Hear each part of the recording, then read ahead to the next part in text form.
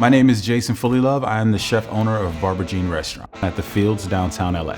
Today I'm making Meat Lovers mac and cheese.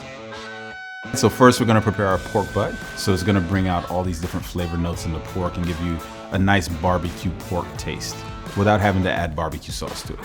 We're going to mix our spices together, and then we're going to add a little salt, a little pepper, and then some vinegar and some oil to kind of make a paste. These spices have a nice blend of heat, a little acid from the vinegar, and some nice sweetness as well from the brown sugar that we use.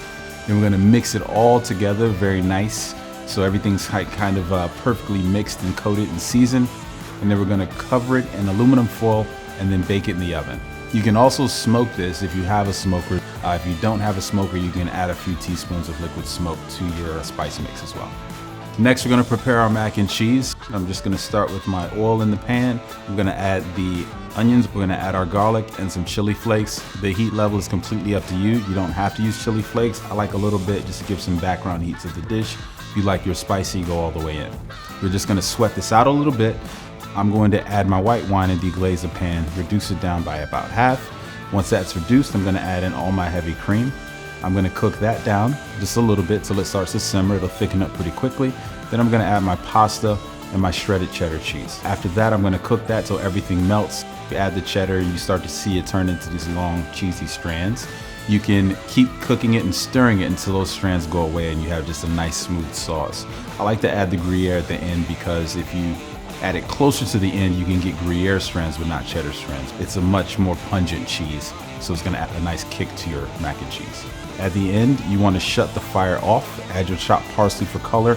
You don't want to cook the parsley, you just want to give it that nice green pop. Don't add too much salt at the beginning. Wait till you add your Parmesan cheese. Parmesan has a lot of salt, so wait to finish seasoning until the very end. So once your mac and cheese is done, you can pull your pork out the oven. You should be able to pull it apart with a fork so everything shreds up nicely. And then go to plating. Well, not until you do the kielbasa. You can pull out your roasted kielbasa, put it on a cutting board, and get ready to slice it. Slice it nicely on the bias. This dish is unique because we are adding some nice smoked pulled barbecue pork to the mac and cheese. We're also adding some nice smoked kielbasa to the dish, so you get a full meal in one plate. Put the shredded pork into the middle, slice the kielbasa on a bias, lay it around the rim of the bowl, and then garnish with cheese, more Parmesan cheese please, and some chopped parsley. The secret to perfecting mac and cheese is having a good cheese sauce. So use good cheese, use good cream, use good butter, use good spices, use good ingredients, and your food will always turn out good. It's really good.